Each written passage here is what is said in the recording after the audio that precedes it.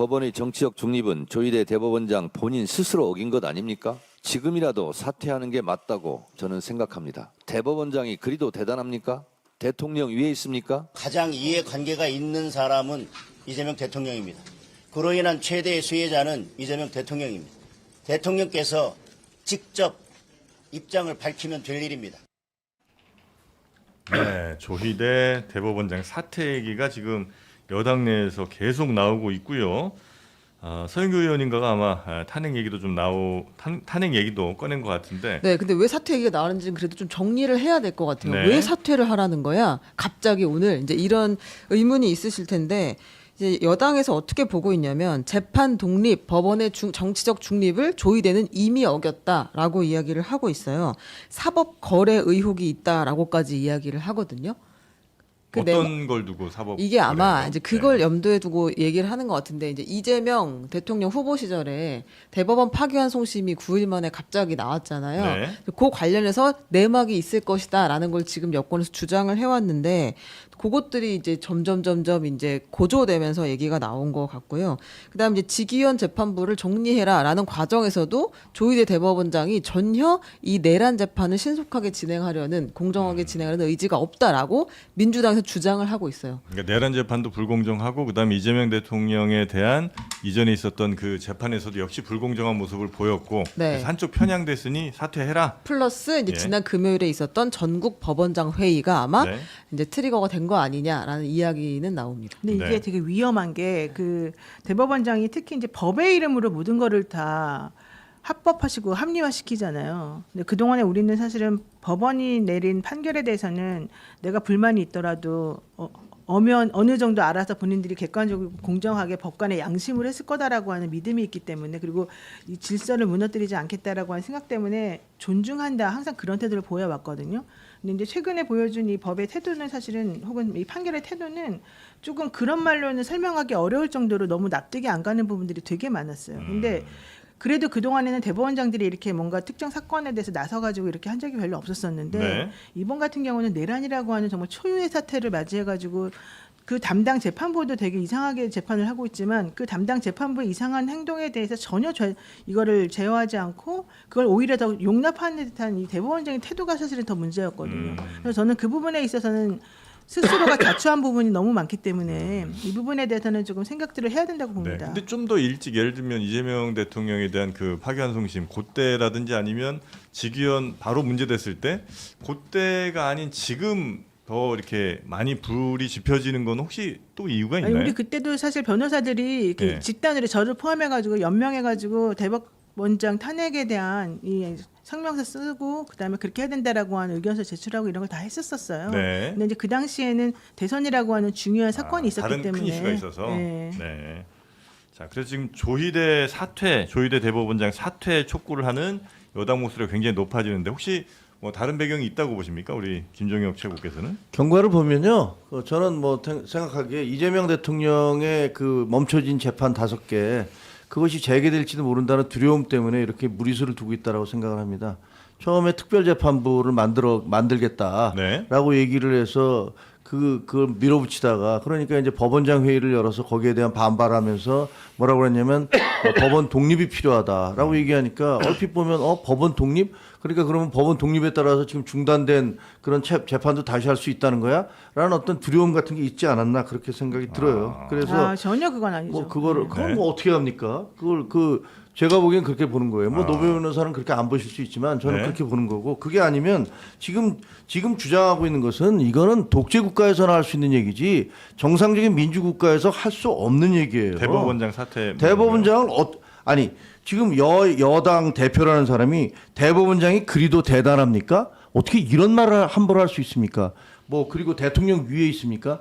아니 대통령과 대법원장과 그러면 국회의장이 상하 관계입니까? 그거 아니거든요. 이분은요, 지금 대통령제가 뭔지조차도 모르는 거예요.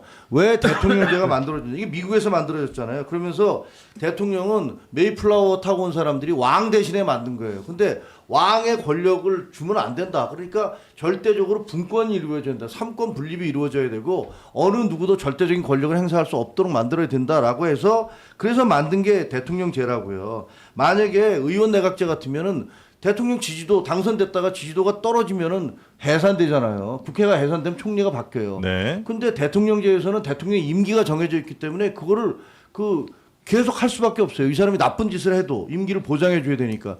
이걸 막기 위해서 삼권 분립을 둔 거예요. 그래서 입법이나 사법이 대통령을 견제할 수 있도록. 그래서 지금 대통령제의 핵심은 대통령 권한의 제약이에요. 그게 삼권 분립의 핵심이에요. 그런데 지금 보면 입법권과 행정권이 앞장서서 사법권까지 막 자기들이 좌지우지하겠다는 건데 이거는요. 히틀러가 했던 거고 무솔리니가 했던 거고 그다음에 지금 저 터키에서 에르도안이 하고 있는 거고 폴란드에서 벌어졌던 일입니다. 그 행정부하고 입법부가 사법부를 판사들을 쫓아내거나 그다음에 무슨 특별 법원을 만들거나 이런 식으로 해서 네. 자기들의 권력을 강화하는 거 이건 독재 국가에서 하는 거기 때문에 저는 이건 말이 안 된다고 생각해요. 네. 그 대통령이 영어로 프레지던트잖아요. 네. 프레지던트 위치 앞에 있다는 거예요. 원래 서열상 위에 있고 이런 식의 왕은 개념을 갖잖아요. 대통령 위에 있는 사람이 아니다. 평등하지만 반발 앞에 앉아 있는 사람이다. 회의 주재하기 위해서 이런 뜻이라 해서 동등하다는 이야기는 맞는 것 같고요. 다만 이거는 사실관계를 제가 확인을 해봤습니다. 네. 행정부는 전혀 관련이 없습니다. 대통령실은 관련이 대통령실은 없다는 전혀 말씀이신 관련이 거예요? 없고 강유정 대변인의 메시지도 기자의 질문에 얼떨결에 답을 하다가 나왔던 거고요. 원칙적 공감이라는 단어요. 원칙적 공감이라고 하는 것은 예. 대법원장의 사퇴를 이야기하는 것이 아니라 예. 사법부가 혁신하고 스스로 성찰해야 된다는 취지로서 이야기를 꺼냈다. 거기에 대해서 원칙적으로 공감한다는 그런 거다. 부분인 거고 네. 실제로 대통령실은 당에서 이런 메시지를 내는지 아예 몰랐다고 합니다. 자, 그래서 제가 봤을 때 이런 겁니다. 행정부는 최고의 집행기관, 최고라고 하는 것은 양이 많다는 뜻으로 이야기하겠습니다. 높이 네. 아닙니다. 네. 그래서 또 다른 법률 집행기관인 사법부에 대해서 이야기할 수 없습니다. 이건 분립이 맞습니다. 그러나 국회는 대의민주주의 기관으로서 집행권을 가지고 있지 않기 때문에 네. 모두에게 비판의 화살을 날릴 수 있는 곳입니다. 그렇게 해서 국회에서 법제사법위원회라는 위원회가 존재하기도 하는 겁니다. 네. 그래서 국회 영역에 해당되는 정당의 대표는 대법원장 사퇴하라 이야기할 수 있는 겁니다. 요구할 수 있다. 당연하게 이야기할 수도. 그러니까 네. 장동혁 대표라든가 국민의힘에서 그랬잖아요. 그럼 이재명 대통령 사퇴하라 이야기하지 않습니까? 원래 정치는 그게 찢고 뽑고 싸우는 거예요. 그런 영역에서 하는 거예요. 다만 이것을 최종적으로 결정하는 부분들에 있어서는 네. 국민들의 여론이라든가 뭐 투표 행위라든가 다양한 법적 절차가 필요하겠죠. 네. 지금은 네. 일단 이렇게 보시면 됩니다. 우리가 아니 땡 굴뚝에 연기나랴 뭐 조반유리 이런 표현을 씁니다만은 조희대 대법관이 의심가는 나쁜 행동을 했기 때문에 일단 정치적으로 공격을 해놓고 네. 시작을 하는 상황이다 이렇게 보시면 됩니다. 근데 정 문제가 만약 이제 이미 문제가 많은 사람이라고 이제 판단이 되고 하면 뭐 직위원이 됐든 아니면 조의대가 됐든 국회가 가진 힘으로 탄핵시킬 수 탄핵해야죠. 있잖아요. 네네네. 예. 근데 근데 그거 거기까지는 아직 나가지 않고 있고 예. 그런 직접적 증거들이 나오지 않았고 예. 그냥 개연성이 있는 의심들만 나오지 않습니까? 네.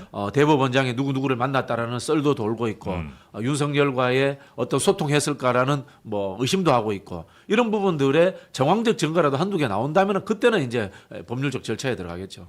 지금은 이제 의심 단계이기 때문에 사퇴하라는 요구한 정도는 국회에서 특히 이제 정당의 대표가 얼마든지 할 수 있는 얘기다. 총칼 들고 싸우지 않는 이상 네. 다 가능합니다. 아니 근데 미국 같은 경우에 대통령제 처음 만들어낸 나라인데 미국에서 저는 제가 과문한 탓인지 몰라도 원내 대표나 그 다음에 상원의 그 국회 부통령이 대법원장에 대해서 사퇴 운운하는 얘기를 했다는 얘기를 지금까지 단 한 번도 들어본 적이 없습니다. 아마 나라가 발칵 뒤집힐 거예요. 그러면 미국 같은 경우는 미국의 대법원장들 존경받잖아요. 대법관들 뭐 평생 그렇게 얘기하시면 안 돼요. 종신직이기도 그렇게 하고 따지면 우리나라 대통령은 뭐 수정헌법에 의해 존경받습니까? 가지고 법원 우위 국가인 나라이기 때문에 그런데 네. 그건 제가 우리와 보기에는 미국은 좀 다르다는 게 우리 아유, 박진영. 반대로 영국이나 프랑스 같은데 그런 이야기 자주 합니다. 대법원장 뭐 어떻게 해라? 거기는 뭐 물불 가리지 않습니다. 그 나라들은 아 그래요? 왕 없애자 소리도 바로 면제해서 하는 나라들인데. 네.